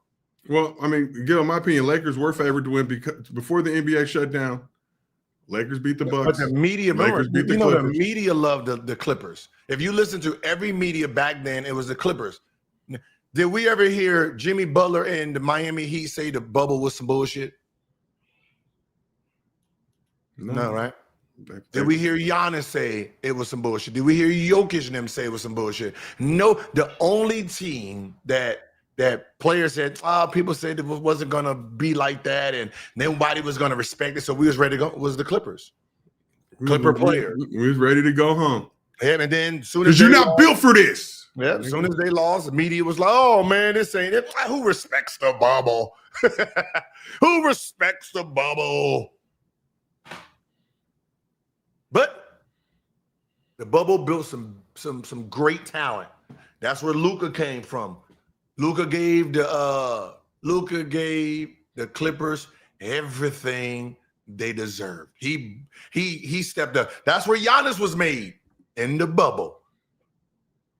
I think all 8 of his games then, I think he had 8 or 9 double games. And the only one he didn't have a double in is the one he got hurt, and he ended up having 9 rebounds. And shout out to Chad. Jamal Murray did his thing as well. Jamal Murray, Spider-Man, right? Jokic got listen, and people don't realize that Jokic got embarrassed in the bubble, right? A little bit. That's where Dwight Howard did his thing. That nigga been on MVP status ever since the bubble. Yeah, that's good. Thank you. You know what I mean? Like, the bubble was, hey, nobody talks bad about the bubble besides media and Clipper players. Shout out Bubble TJ Warren as well. And everybody's like, oh, man, we seen these dudes have all these crazy games out there because they're hoopers. We out here just pure hooping. Yeah. Some of y'all got to play for a crowd. We're playing for Jumbotron. Everybody. Devin Booker. Listen, think about it. Devin Booker winning there damn near as a bottom feeding team, won straight 8 games. Yep. That team was in a championship the next year. Yep. They don't want to think about that, Gil. They don't want to talk about that. On a short season. Right back into it. No breaks. Hey, I'm gonna take it. I'm gonna take the chip. Wear your mask. It was so funny. It's the only ring that I won't buy though. You won't buy the bubble ring? Why not? You got it, Gil. You baller. Because I can't mix it with the Kobe 5s. That's like fine. It's just this random ring that it's like a LeBron ring, but it's like keep them separate but equal. I was already told to keep Kobe's rings away from Shaq's rings. That's all. I'm just be honest with you. Like that was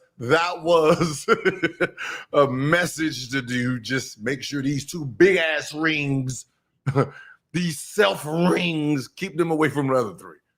Who gave you that message? If you don't mind me pondering into your personal Happy birthday to you. Don't put my shit in there. Don't put my shit in there. Don't put my shit in there. Oh wow, that's a. You learn something new every day. Yeah, I'm gonna be honest with you. I've been working with you almost 4 years now. I think we're reaching our 4-year anniversary of working together. But I learn something new every single day. And I have to ask you these stories again because every time you tell a story, you add other shit into it that you previously have left out. And everybody who's longtime fans dedicated to the show and watches us knows we get a new piece of information every time. Jimmy Butler had 3 40-point triple doubles in the bubble. God, damn. Going to work. Damn, Terry. I mean, motherfuckers going to work, man. Like it was for basketball. It was for basketball players. The bubble was for basketball. Like you had to be like it's gym rat time. And shout out Mariposa and Brandon Jennings fan, always holding it down, moderating the chat, helping push. Somebody in the chat said I was racist before. They had to step in and defend me. I do not care, ladies and gentlemen. I'm on my vacation trying to help y'all, and some of y'all ungrateful motherfuckers out there are not appreciative. But we appreciate y'all for all the work that you're doing out here. So speaking of race, let's talk really quickly. Dennis Schröder says he'll never be loved as much as Dirk Nowitzki in Germany because of his dark skin. Here's a quote from an interview that he did. He said, when I was 14, I sat in front of the TV watching Dirk Nowitzki carry the flag at the 2008 Summer Games in Beijing.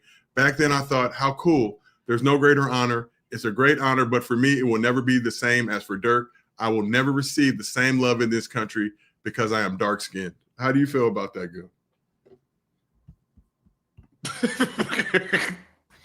That's obvious. Like a duh. Like that's it's Germany, nigga. Listen. Your roots is not Germany. Like, so when they want to show their little kids and, this is our hero, the statue of a nigga is not that's not like, I don't give a fuck if I was born in Japan and I was a martial artist, right? I don't give a fuck how great I was. They not putting me in front of Bruce Lee and goddamn. So Rui can't get a statue. Motherfucking Lee up here. I'm sorry. That's just not how it works. That won't work in no country, dog. Rui can't get a statue in Japan. Like, Rui, hey, little regular Chinese man. That's Bruce Leroy right there. Like, be like him. What's happening? Meow. No. Like, so yeah, like I get it. Like you. That's not. Yeah, you're too dark. I get it. Yes, that makes sense, right? Germany is. Like they heroes is some people we don't like. They top hero is different. For those who know the history of Germany, and then Albert Einstein, right? It's this. You listen. Germany is so. They thought David Hasselhoff was German. Baywatch. They thought he was German, so he was the face of Germany, and he wasn't German. Yeah. And Schröder's German national team done put on. Our player, yeah. Put on for the Deutschland, put on for the fatherland. Has done his thing. So understand where he's coming from. I understand where he's coming from, but it ain't NBA Dennis Schröder. It's Germany Dennis Schröder. I'm pretty sure what I'm skateboarding out here. I'm that nigga. I'm pretty sure his parents African. Probably right. I mean, I feel like we all came from Africa. I know, but what I'm saying is Germany is white. Right, that's the roots of their bones there. Just like Asian is the bones of Asia. So you as an outsider, no matter if you were born there or whatever, you're not gonna be the guy that they worship, right? Like here in America, we do have a Michael Jordan, we have a Martin Luther King. The most famous item here, the face of America, Statue of Liberty. A gift from France. The Statue of Liberty is before a person because obviously. Then George Washington. When it comes to just recognizable faces, obviously it'd be Martin Luther King or Michael Jordan. But when it comes to just then it's like yeah, of course. That's that's duh. When I first saw it, and obviously, I'm an out-of-pocket human being. I have to temper it down when I get around you because you really have no chill. I thought I had no chill before I met you, but you really have no chill. But it was like, nigga, you're not Dirk. Like, I mean, like Dirk got a statue in Dallas. Mm-hmm. But knowing our history, Gil, I'm just saying, knowing American history, knowing German history. Imagine if we told the people back in those days, I was going to be a German dude that got a statue in Dallas. How would they feel about that? Yeah. I don't know if they'd be rolling. I mean, some, obviously. Because after the war ended, they didn't all just stop being German. Mm-hmm. They migrated. They did what they had to do. We don't want to have that conversation, though. But wait, hold on. They have black Indian tribes in Scotland. Learn something, Gildo. Yeah, black people are everywhere. Black people are everywhere. I said the face of, I guarantee you, the face of Scotland won't be black. Learn that. Fuck.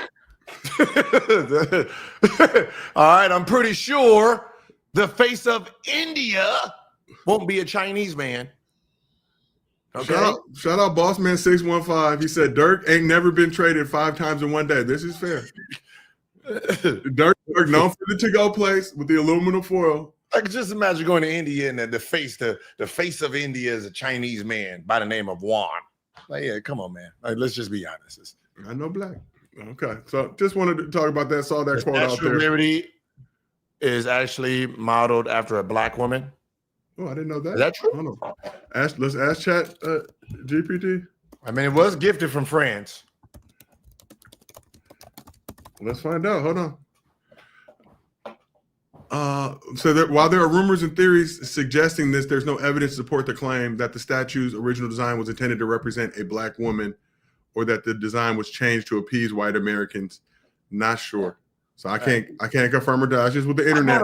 I got a Frenchie right here. Hold on, let me hit the Frenchie. My least favorite AI just told me that I'm not 100% sure either way. I was a history major, but I didn't go to a lot of class in college. As I told you previously, I was turning up. Statue of Liberty may be hiding booty under that robe, though. Shout out AK. The statue may be cheeked up. We do not know. Never will. If they design it. Hiding booty under that robe. Yeah. The Statue of Liberty could have been somebody else's work. You never know. I'm just saying. Never know. You never know. You never know. Not the shackles on her feet. So the shackles may. Oh, hey. Well, we leaving this week, right? We're not gonna be here Tuesday. Yeah, we're going to be on the road too. We can still do a show when we get to our destination. We got a surprise interview coming up for your people. Yeah, I forgot to stream y'all. Speaking of Dallas, we will be somewhere in the vicinity of the Dirk Nowitzki statue. Yep. Might go take a photo. I was trying to get while we was out there. I was trying to see if we can go to Kai's and try to get Kyrie out there, but that nigga's here. He's in LA. Oh no, he went back to Jersey. He's having another boy. So he's going to be out there into his I was going to tell you, and I'll just tell you live on the show. We're going to talk Micah Parsons in a little bit. We might as well see if Micah Parsons will let us pull up on him. Oh, we see what's going on with all this situation with Jerry Jones and the Bread Cowboys. Micah Parsons, let some basketball niggas come through and let's discuss. Yeah, I'll hit him up. You know, he's a Dita guy. Yeah. They're saying you got to play Josh Smith again, Gil. But if you donutted him, you can't. There's no. Where's the 20? Once the 20 bands. Like, listen. See, I don't want to. I'm going to tell you why. What's going to happen is this. The longer I take to give him his second game, the more desperate he gets, changes how he plays. Right? As you can see, he wants to just run the ball the whole time. And then, you frustrate somebody like that. Now they want to do a little bit there. I'm going to play him tomorrow, though. I'm going to play him tomorrow. You said you want to give him time to change his whole style in one breath, and then the next breath you tell you're going to play him tomorrow. I'm playing tomorrow. You'll give him I'm playing tomorrow 10 hours when we get back. Yeah, we traveling, ladies and gentlemen. We were out here doing it. Summer vacation, got a lot of good stuff in the works. Gil got a lot of extra work he'll be doing. I will be supporting from a distance. I'm right down the street. Shout out to Adidas. Always showing love. So let's talk a little bit Yeah, no, it was a French. Okay, so the sculpture was done by a French dude. It was French woman, not black. French, not black. Oh, so he modeled it. Yeah, okay. So he modeled. She said the guy did it off of his mother. Damn. So she was not work by then. Yeah, she was like, her name was like Charlotte something. Spoiled work. Well, you talk about Adidas. It was meant to symbolize, liberty in the wake of American Civil War and ambition of slavery. So I guess that's why when the Statue of Liberty, they think it's a black woman. So they got white women with shackles on their feet? This is Wait, America. does Statue of Liberty have shackles in her feet? That's what they said in the chat. Hold on. Let me double check. I ain't seen the Statue of Liberty in so long. Because if it got shackles in the feet, that's black. You can't. That's like Jamamba, right? Yeah, broken shackles, wearing some sandals, toe exposed. Well, you said the face was of his mother. Lady Liberty does have chains and broken shackles at her feet, representing freedom from oppression and the end of slavery. So, with that knowledge, yeah, it could be. You got a shackled-footed white woman? I don't know how I feel. Yeah. Or might have had his mother's face, but the black body. I don't know. You don't know American history. No. My wife's French, so she knows French history. So, bonjour, sacre bleu. All right, well, let's talk. We talked about Adidas. You and Micah Parsons are part of the Adidas family. Let's talk about somebody else a part of the Adidas family. Chicago Bulls will retire Derrick Rose's #1 jersey on January 24th, 2026. They had made the announcement earlier this year that we're retiring his jersey. Now it officially has a date. Mm-hmm. Derrick Rose, #1 overall draft pick, 2008 NBA draft, rookie of the year winner. Played 8 seasons in Chicago while amassing one of the most prolific careers in Bulls history. 3-time NBA All-Star. Became the youngest player in league history to win the NBA's Most Valuable Player award in 2011. And All-NBA first team that season. Played in 406 regular season games with the Bulls, averaging 24 rebounds, 6 assists, 3rd highest assists per game, averaging 9th highest scoring average in team history. So he will join Jerry Sloan, Bob Love, Michael Jordan, and Scottie Pippen. Also, Bill Russell, who had his jersey retired by every team. Okay, what was the other names? All I heard was Michael Jordan and Scottie Pippen. No disrespect, Jerry Sloan. Okay. Jerry Sloan, Bob Love. The whole Jerry Sloan. A fine Chicago win till Chicago win. Hey, can I ask y'all? Hey, this is for any LeBron fan or Kobe fan that want to argue against a Jordan. Remember, two of his rings came against who was that name that's in that Raptors again? Who? Jerry Sloan, right? Jerry Sloan. The coach of the Utah Jazz? Yes. The coach of the Utah Jazz, whose jersey is up there, is gifting championships to his building and his coach. Jerry Krause first.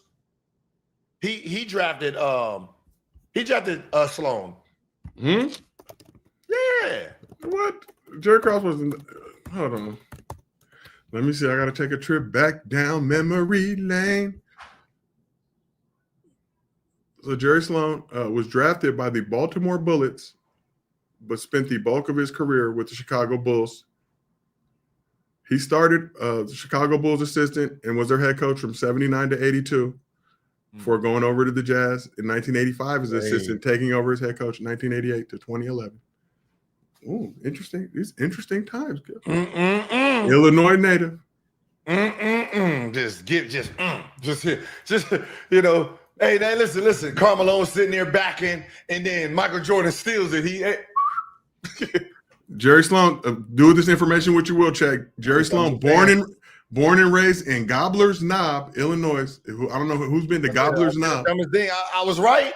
He was his jersey right there. Let's just be honest. If I was coaching in the NBA and I'm coaching against the Lakers in a championship,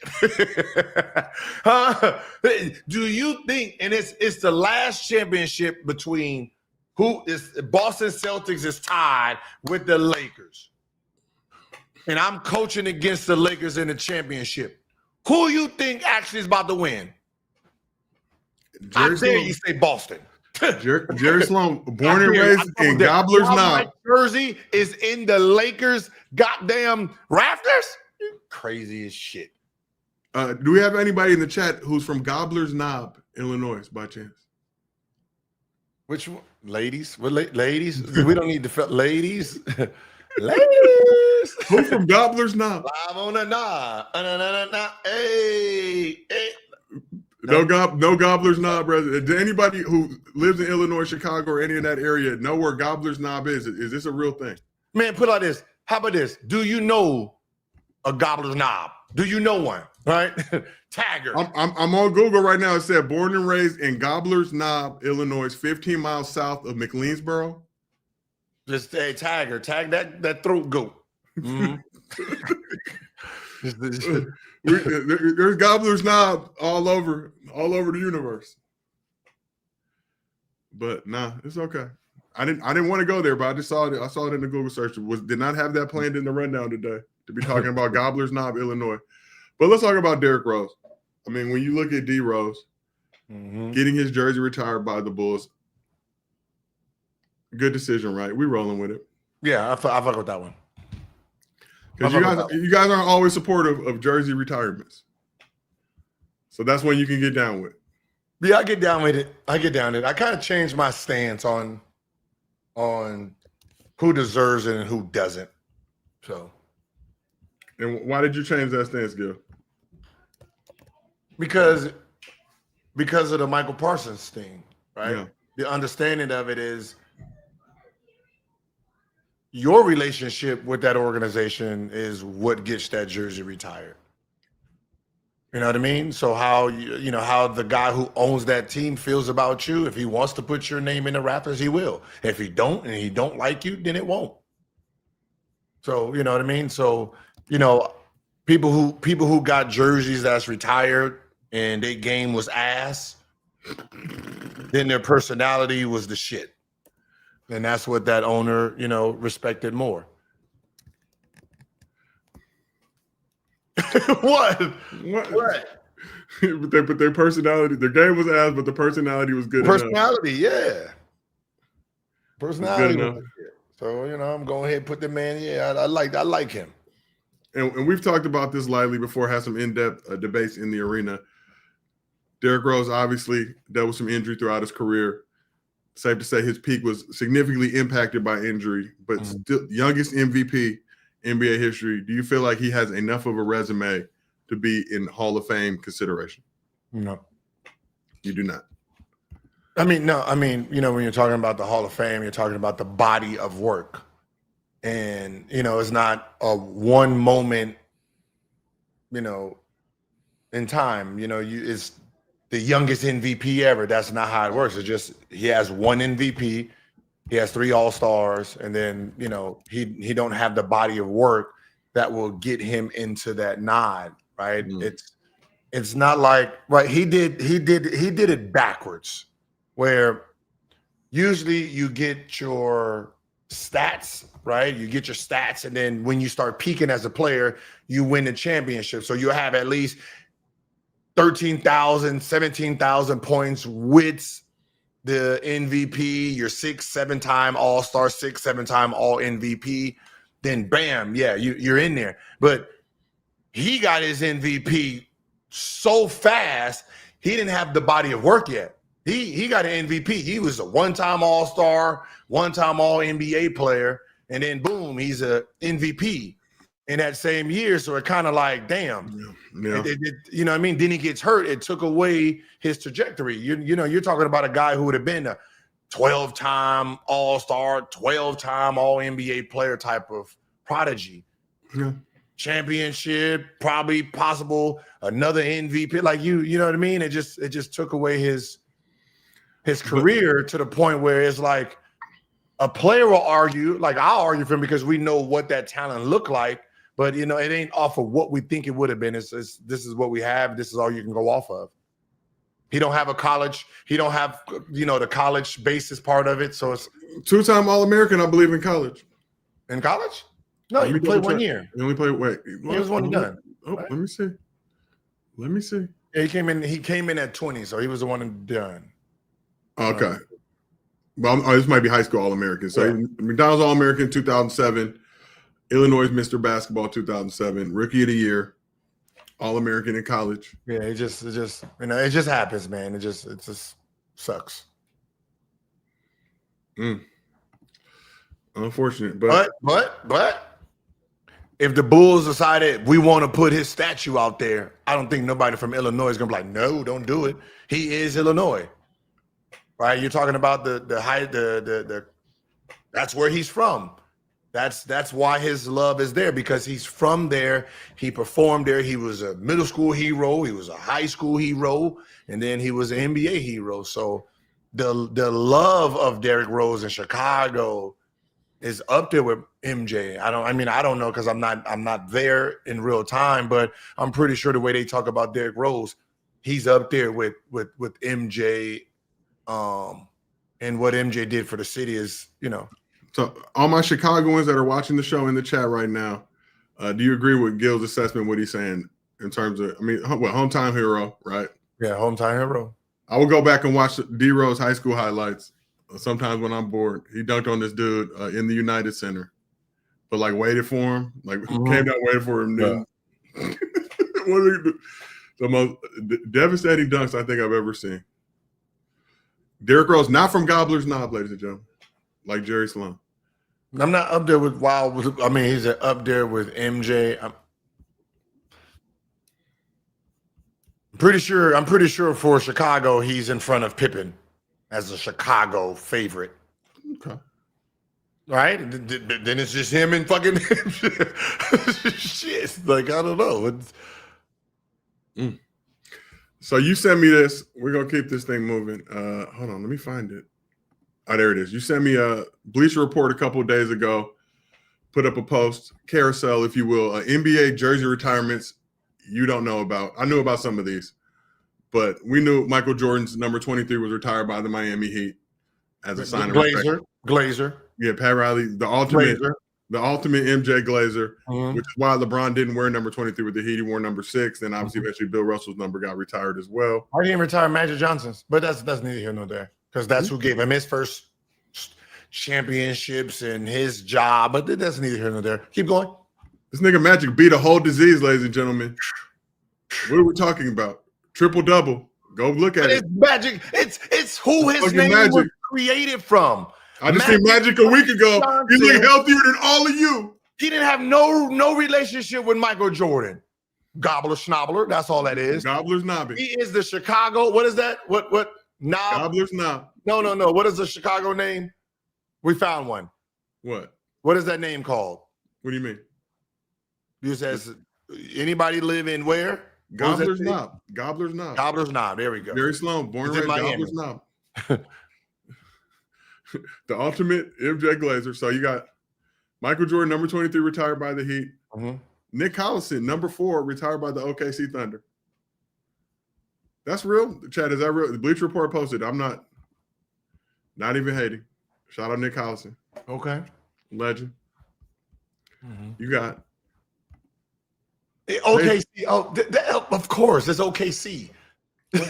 They might fuck around and put Caruso up there too. So they didn't really have enough people up there. They were just trying to put people in the rafters. So I get that one. Okay, that makes sense. Peja Stojakovic, number 16, retired by Sacramento Kings. I did not know that. That makes sense. Yeah, that makes sense. Like, it's Sacramento Kings, bro. So good. On the subject of Sacramento, I see a lot of people from Sacramento. Chris Webber, Stojakovic, Mike Bibby. Like, is it all of them?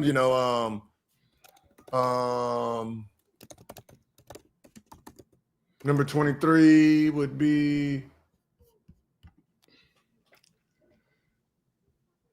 How many's up there? I don't know, but the fine people of Sacramento have asked you to stop clowning the Kings. Shout out Kyle Draper. Did they get is C-Web there? Play-by-play announcer for the Sacramento Kings. I saw him at the pump event. He said, "Tell Gil stop hating on Sac like that." Is C-Web jersey retired? You know I do not know anything about Sacramento Kings history. Y'all told me to stop playing with the name. Nobody knows y'all, man. God damn. Nobody knows you guys. Huh? Bobby Jackson. They got Bobby Jackson up there? And they should. I'm rolling with Bobby Jackson. A legend. So let's keep the list moving. Because I don't know anything about Sacramento Kings history. Yeah, Frankly, I'm not going to even fix my fingers to Google it. So the number one option is not retired, but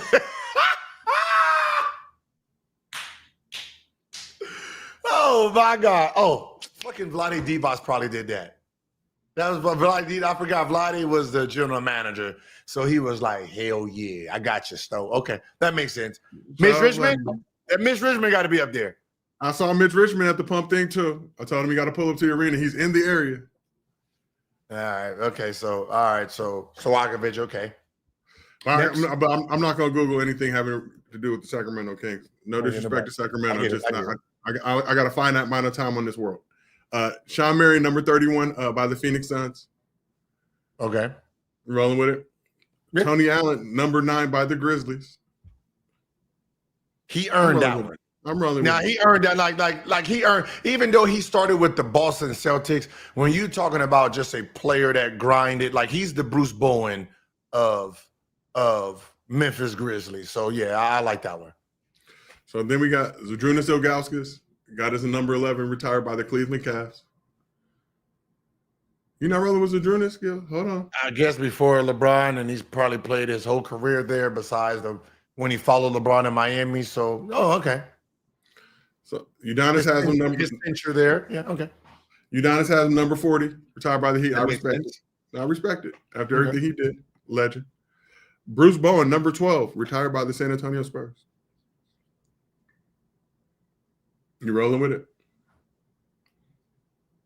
Bruce Bowen didn't start his career as a ball. I would never respect for Bruce Bowen. I think he came in to help win the 5, right? So you don't got 5. So he started with, bounced around overseas in, I think, CBA, if I'm not mistaken. Started with the Heat in 97, and then went to the Celtics for a couple seasons, then the 76ers, then back to the Heat 2001, and then from 2001 to 2009. So he only had 4, so he has 3 rings then, right? But all his championships, defensive teams. Well, yeah, like I get it. I'm not mad at it. I mean, it makes sense because who he was as a person. Right? So you're wrong with it. And a legend. Well, it's persons, man. Like, this is about relationships sometimes, man. It's not all about stats. From Fresno, went to Cal State Fullerton. Show him love, people. Yeah, Cal State Fullerton, Fresno. Okay. Bill Russell retired by all 30 teams. So apparently the number 6 for the 6th man retired by the Orlando Magic Sacramento Kings. Cannot confirm or deny. This is according to Bleacher Report. And then they got some retired microphones, but okay. We only roll with Chick Hearn on this side of town. And shout out Ralph Lawler as well. Man of the people. Now I'm actually locked in today, Chad. I am not tired at all. I took a little nap before the show. Gilby saying players don't want to play in certain cities, but he picked Wizards over Miami. I learned that later on in the NBA. Wizards, DC is a transit city. It's a big, that sounded bad, right? Like a big city, I thought you were going somewhere else first. I wasn't into partying, so I didn't really think about Miami at the time. Right, I was looking for the best opportunity. What's so funny is Utah offered me the most money. So I never knew that, Gil. I thought the Clippers. No, Clippers offered me 55. Wizard says whatever we have, it's all yours. So right now we have he said if we have about 57, 58. The salary cap is going to go up, and then Brian Russell is going to opt out of his deal to go chase the Laker ring. And so whatever we have, it's all yours. It can be 60, it can be 70, whatever it is, every penny of it is yours if you come here. And then 72, I had 72 from Utah. But I wasn't trying to follow John Stockton's footsteps. That was just So he retired. So, and the people who talk about my John Stockton beating or giving me that work my rookie year as a bench player, what I did to him the following year, they wanted that. So they offered me 72, but I was like, yeah, that's not where I want to go.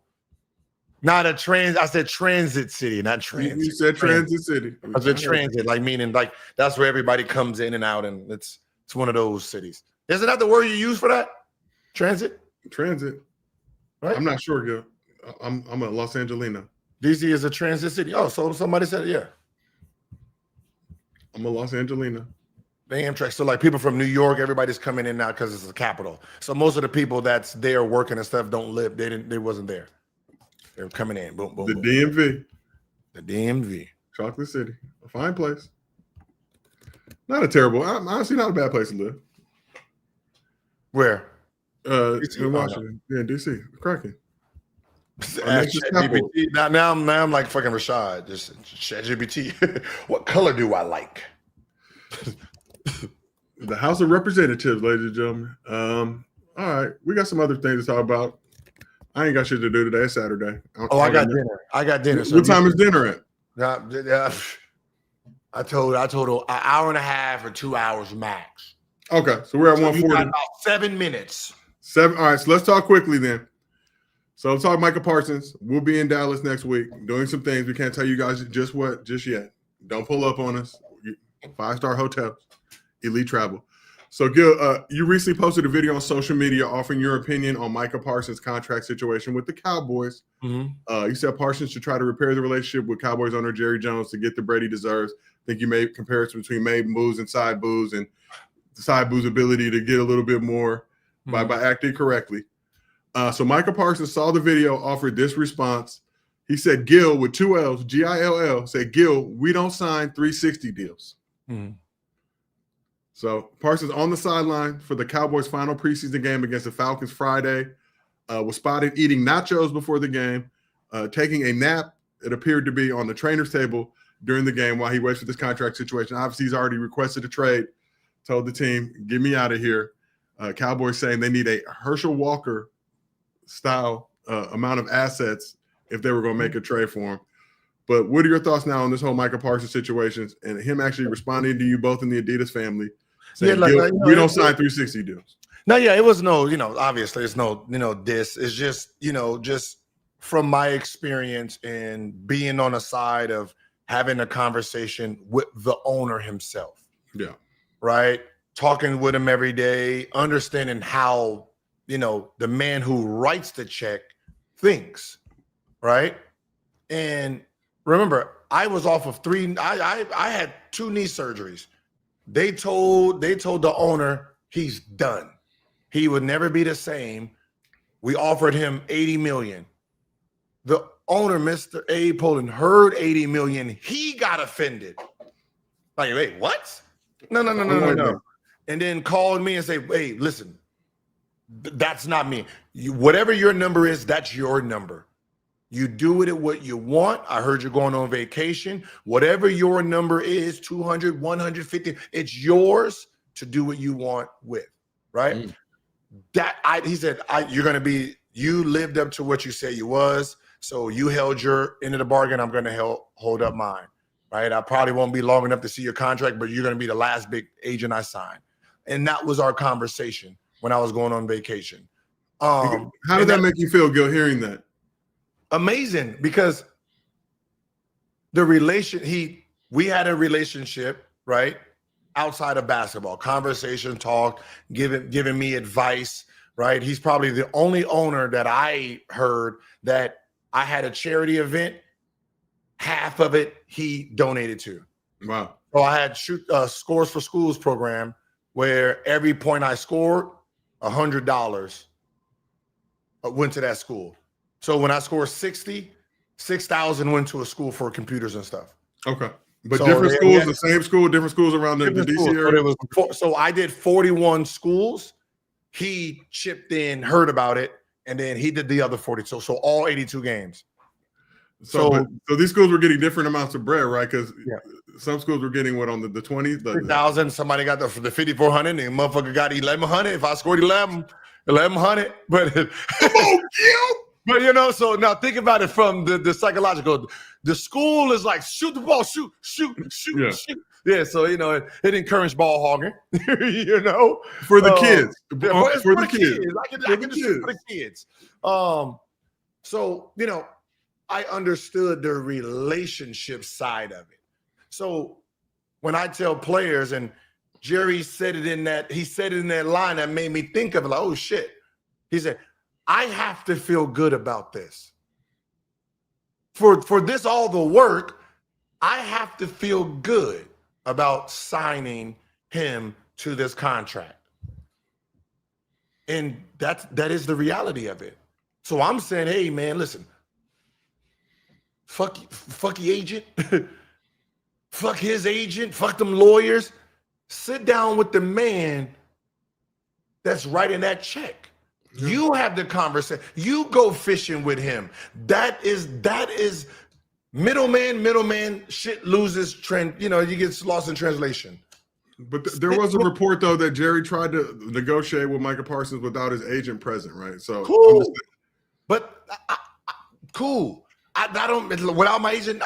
My agent's my agent. Let me and him can have the conversation and see what we can come up with.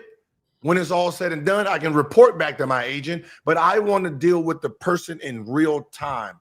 I don't want to be with the middleman making decisions for me.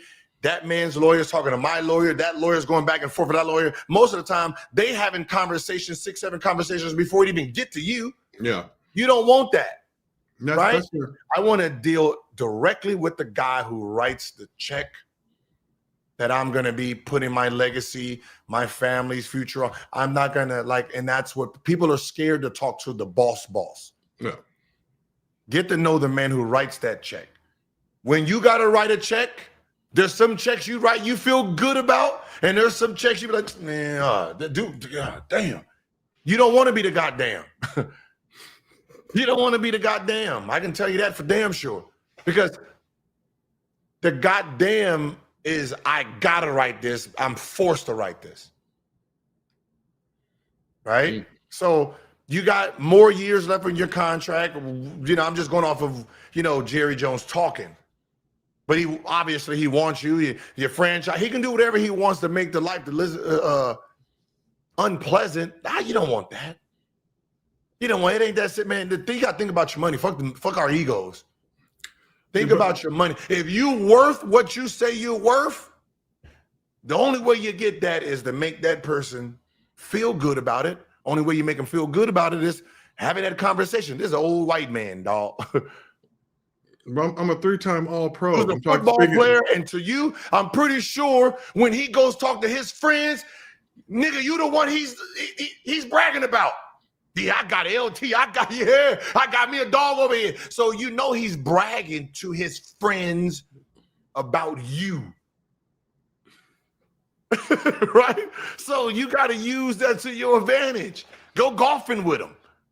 Drinking with him. And that's what I would be doing, man. I'm just because I did it. So I understand it. I'm a 3-time All-Pro. I am that dude. Just give me my bread. I know it. Yeah, I know. Listen, them the stats get you paid and relationship get you paid. Name them people you didn't know who got their jerseys up there. Yep. The main stats. Well, there are a lot of non-stats. They're just being good human beings.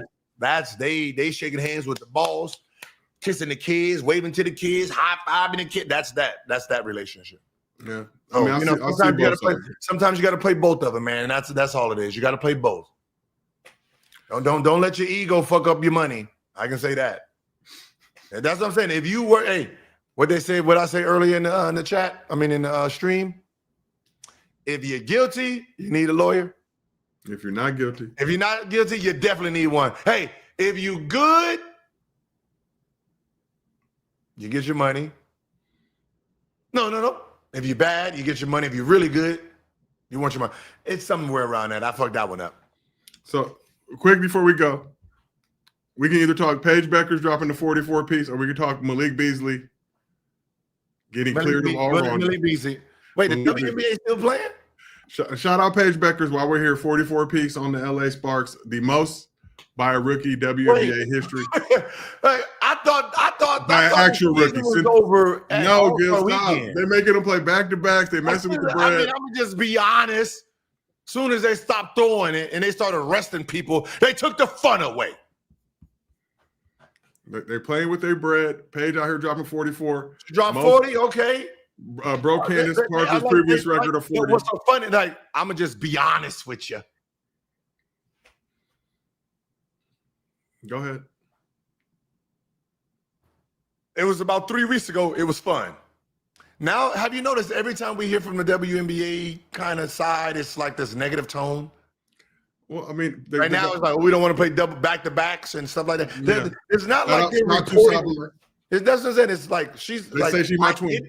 I get it because they've never did it before, so it's foreign to them, and they gotta,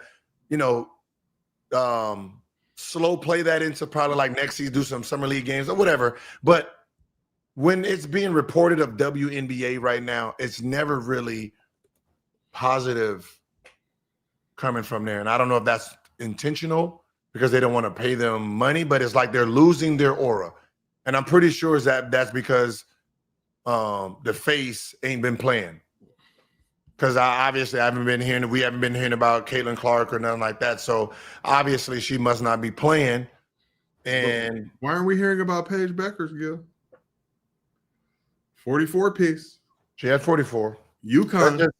I know why. Checks all. We know why. I'm just saying. I know why Paige checks all the boxes. She don't get the same love as Caitlin. I do know why. She don't check all the boxes. That's There's one the point. box she don't check. There's a few. She check every box but the most important one for the WNBA. There's a few. No, I'm not even saying that, Gil. Hold on. You're saying different things. And the Midwest and the family culture. She just don't check the one box Caitlin Clark checks. That obviously has something to do with it. But been very supportive of all players in the league. Man, no. I'm just saying with the W. So the reason we don't hear it. Yeah, that's fair. They can push whoever they want to push, right? Yeah. Okay. Yeah, you're absolutely right. They do it. It's not us who picks who they push. They pick who they push. Okay, and we follow the trend. Got it. So before we get into too much trouble, last but not least, because I know you got to go to dinner. So got to talk about Malik Beasley. So Malik Beasley no longer a target in a federal gambling probe. His attorney Steve Haney and Mike Schachter told ESPN's Shams Charania. So after meeting with the Eastern District of New York, Beasley's attorneys say that he remains uncharged and is no longer being targeted in the investigation into NBA games and prop bets that took place during the 23-24 basketball season. So months after this investigation commenced, he remains uncharged of the target of this investigation. An allegation with no charge, indictment, or conviction should have never had the catastrophic consequences caused Malik. This has literally been the opposite of the presumption of innocence. I think he lost he had about a $42 million deal or offer on the table. Yeah. That bread is gone.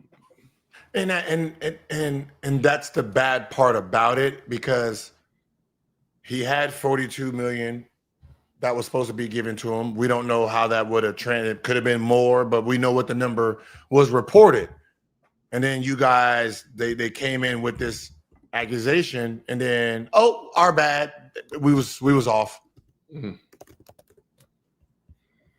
If he don't get that 42, he should be able to sue.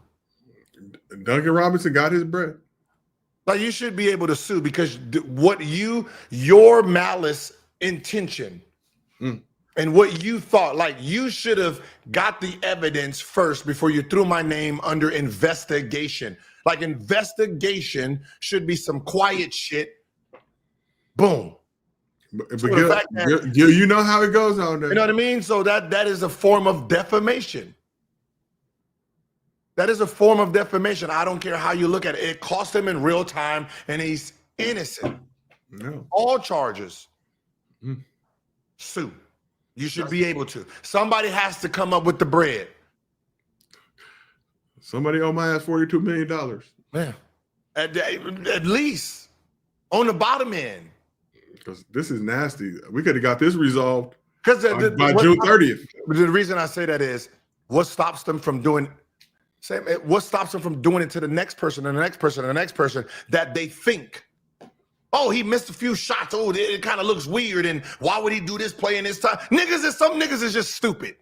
You ever thought about that? The niggas is dumb. Right? Everybody out there ain't fucking Steph Curry and Clay and smart basketball player. There's some dummies out there. Okay? They don't know time, score. They don't know nothing. They lunching out there. They down 2, up 3, and they chuck some shit up there. And you're like, yo, what you do that for? What? Oh, shit. Running through the motions. So you throw somebody's name and livelihood under the guillotine like that, with no real evidence. I see it every day. I've seen it a lot lately. I'll just say that. Oh no, I'm in it. I'm in it too, nigga. Hey. Shit. This is my livelihood as well. I ain't got no other options. Like I don't, I don't want to, be on the DA's radar because it's ego in it. But I'm still waiting for the evidence. That's what I am waiting for. Like I'm waiting. I'm sitting here patiently waiting. I got all mine. I don't need no witness. I got everything that I'm waiting. I'm just waiting for what y'all think y'all got on me. What you think? Well, I'm waiting too, girl. I'm waiting right there with you. It irritates me because I gotta spend money for this dumb shit. Yep. Fucking money. Name blasted. I don't know how many hundreds of millions I lost for putting my name out there all in the media like that. I lost about $700-800. I lost about $700. I was getting ready to sign a deal for $300 million. I seen it. I seen it. No, but I mean, it's you sometimes like you should have all your I's dotted and T's crossed before you just throw somebody, especially with this NBA thing going on, because even though he's innocent, any questionable shot or anything he does next year, fans are going to be doing it. And then they don't, because his name was in gambling, they're not going to give him the benefit of doubt that he's innocent. No. They're just going to, anytime he misses, they're just going to say shit like that. Like Rozier, wasn't he found innocent too? I don't know what's the status of his case. I thought it was innocent first. G White, 300. I hope I get 300 million. I believe he's under investigation. He still? I'm not sure what's the latest of it. Yeah, but we can set out of court right now for $500,000. I ain't lose money. 500 is cool with me. I know. I mean, I'm not greedy. I don't want you to. Listen. As a government, I don't want you to stress over the number. I just want you to be like, what is that? Oh, okay. That's it. I don't want you to have to sit there and start thinking and delegating and say, you know what, hey, check his. Very reasonable. I don't want to get a number where you be like, check the nigga taxes. Let's see if we can get him on something else. I don't want that kind of attention. Reasonable, honorable man. Y'all understand? Like 500,000 cash, get out of jail free card or something. Just anything. I'm good with that. I keep it moving. All right. Well, I appreciate it. I'm good. We're gonna let you get your dinner. I was locked in today, ladies and gentlemen. I wasn't tired one time, and it is my vacation. But Gil, appreciate you. When we doing this again, I know we obviously gonna be on the road. We'll do it while we're on the road. Okay, we can do it on the road. Yeah, because we have some other things to discuss, some other situations. Yeah. But appreciate everybody in the chat. Appreciate Mariposa, Brandon Jennings fan for holding it down. Appreciate all you guys. Whenever we come on and do these things, I know you be on every day, but whenever we come on and do these things, y'all always pull up. Yep. I'm a little tired. I ain't gonna front. I'm a little tired, chat. You know that. Already 8. I live my life tired. I've been in like this little rug, man. Me and the wife, we've been going through. You get into that routine. Yeah. Yeah, we got to get out of that little routine. Even though routine is for success, but we not it's not work time. So, Hotel night, go get some nice meals, little staycation. Staycation. She don't like staycations, man. Oh, really? Ooh. She want to go on vacations. That's it. She says because she's from over the water somewhere over there, she likes that. Take her to Terranea. Take her over Pelican Hill. There's a lot of options. No. She won't. You got to get on the plane. Ooh. Yeah, she wanted Italy 20 hours away in Jamaica. She wants first side of the world. Nah, Catalina. We can hit a Catalina real quick. We were supposed to go there. I'm trying to 2 hours. Yeah. I don't like boats though. Ever since Titanic, I don't fuck with boats. But all good. We'll be back next week. I'm gonna be gaming in the morning, and half of my system is downstairs because they unplugging and getting ready for the new set. So I don't got my green screen in the back no more. So, Shout until they fix my system. But I'll be gaming tomorrow. I got three wins on the football. I got 3 wins. Yeah. So I got to get to 10. We'll be back soon, ladies and gentlemen. We appreciate y'all. I appreciate you. Peace.